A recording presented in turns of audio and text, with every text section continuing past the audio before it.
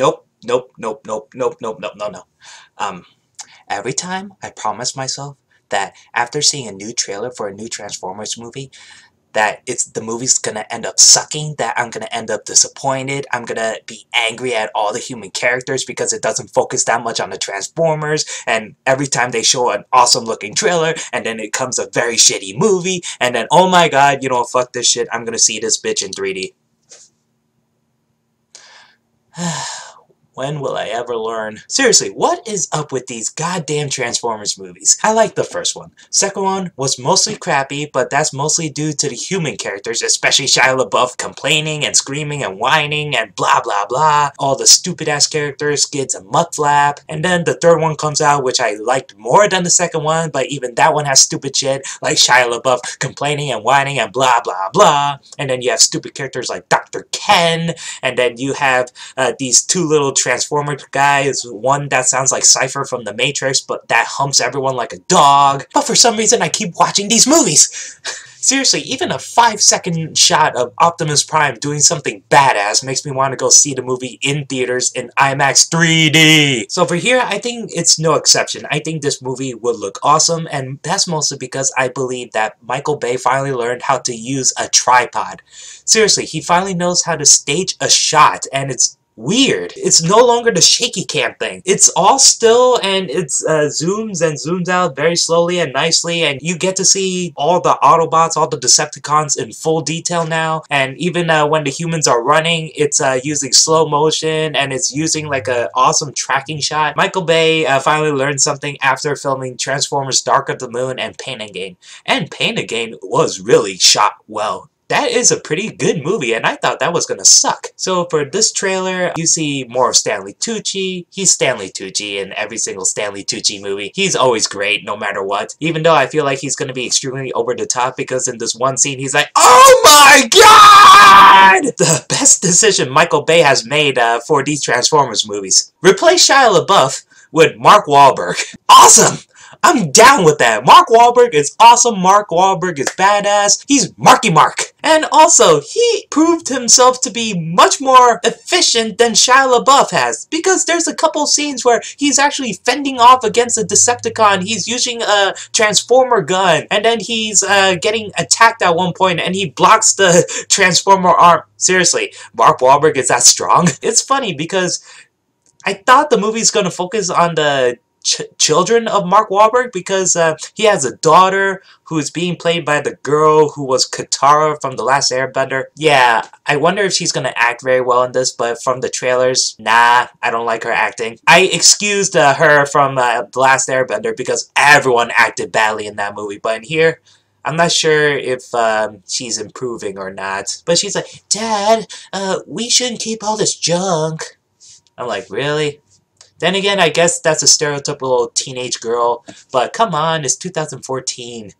If Jennifer Lawrence can pull it off, and Shailene Woodley can pull it off, I'm pretty sure this girl can. Hell, Dakota Fanning was pretty damn good, and she was like 6 years old in I Am Sam. So far, the action looks very good, and the thing is that I don't know, because I've seen 3 Transformers movies, I'm getting a little tired of the world destruction thing, and here's the weird thing. I love seeing the world being destroyed. I love seeing all the details and particles and the effects on the world getting destroyed. I like, even in Pacific Rim, when the building collapses, I love the little details they put with the windows breaking and the desks falling off, and then you see people falling down screaming and all that stuff.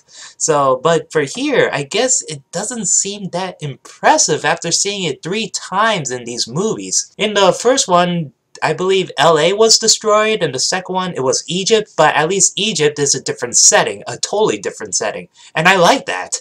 And in the third one, Chicago is destroyed, and I found the visuals for that one to be very stunning, mostly because of this gigantic worm-like tentacle transformer that Optimus Prime destroys easily in the final act. Because of how well animated that worm thing is, I'm okay with the destruction of Chicago, even though it looks very similar to the destruction of LA.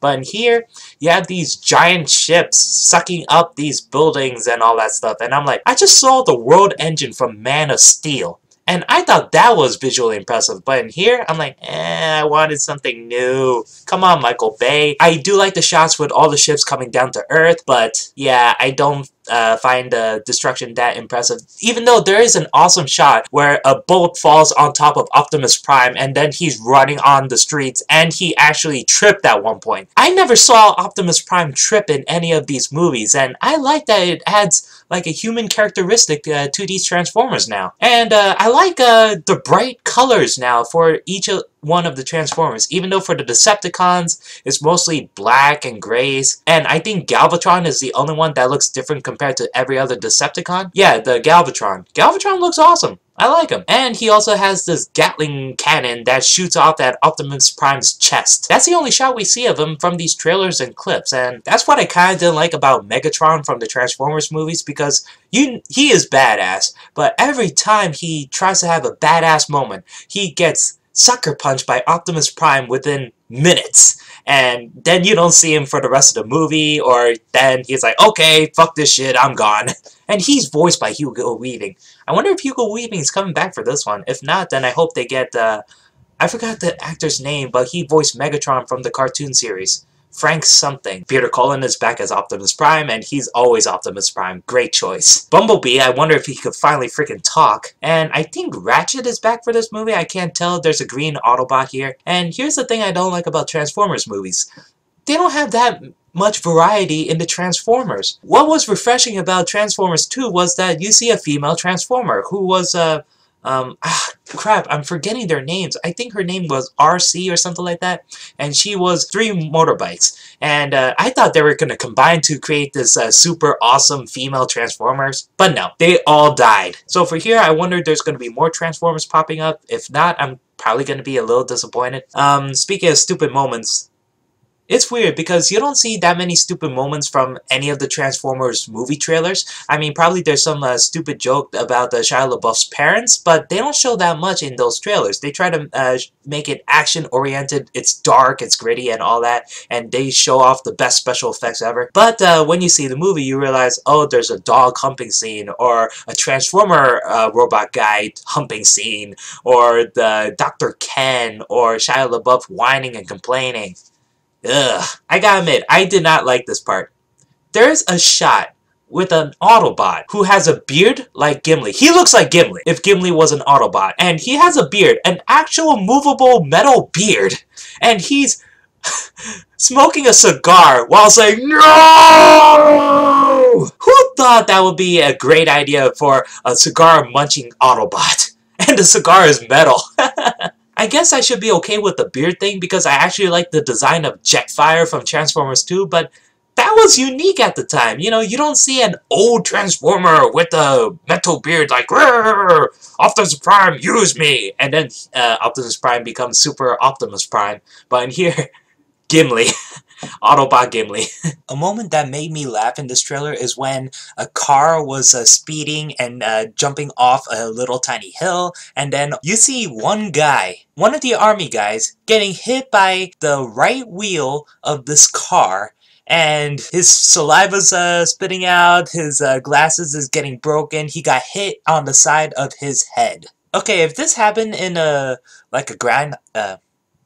Grindhouse movie, his head would be instantly tomato paste. This part just made me laugh, and I don't think it's supposed to. The PG-13 rating is kind of ridiculous for just this scene alone. And funny thing about the casting, because I never heard of this Jack Reynor guy, but he's Katara's boyfriend in this. He doesn't even say a word. One word in these trailers and clips, and I wonder if it's because he's a bad actor or he's actually mute. If he's mute, then that'll be very interesting. There's a shot where Katara is in trouble and she's yelling for Dad! Yelling for Mark Wahlberg, and Mark Wahlberg is the first one to run towards her. The boyfriend is way behind him. If the boyfriend really cares that much about his girlfriend, shouldn't he be the one in front? But yeah, these slow-mo running shots, they look pretty awesome, to tell you the truth. I like it when the explosions were happening behind them and they don't even look at them. Cool guys don't look at explosions. What I'm happy about for this new movie is that the Dinobots are involved. involved. Yeah, the pterodactyl with the 2 heads, I don't know who that one is supposed to be, because I never seen that Transformer before, and I wonder if that's an evil Transformer, because I remember in the other trailers that Optimus Prime bitch slaps Grimlock. So I wonder if after that Grimlock's like, okay, you can ride me. But yeah, the best part about this trailer is Optimus Prime and Grimlock cooperating and fighting alongside together. So Optimus Prime is like a gallant knight mounting on top of Grimlock, and Grimlock, for some reason, breathes fire. Yeah, a giant Transformer dinosaur that breathes fire. So Optimus Prime is riding on top of Grimlock, and then Optimus Prime jumps off of Grimlock and then throws his sword down at one Decepticon, and then grabs his sword again, and then swipes out another Decepticon, while Grimlock in the back uses his tail to stab into another Decepticon, and brings it towards his mouth, and then he bites him in half, and then Optimus Prime does that awesome pose with Grimlock in the background like the T-Rex from Jurassic Park. That 10 seconds alone makes me want to go see this movie. I haven't learned. I have not learned from my experiences with these movies. But goddamn, that looks awesome. Oh man, I can't get enough of these giant robots and giant monsters, and Godzilla's coming out tomorrow, which I'm very happy to see. Bring it on. Bring it on. Michael Bay, it seems like you actually improved. Then again, probably when I go see the movie, it'll be shit. It'll still probably be shit. So yeah, guys, that's my thoughts on Transformers Age of Extinction, the new trailer. So write down in the comments below, what do you think of the new trailer? Do you like it? Do you hate it? Do you like Michael Bay? Do you hate Michael Bay? Do you think this will be in a new direction? Do you think this will suck? Do you like the Dinobots? Let me know. So yeah, thanks for watching, guys. Until then, see ya.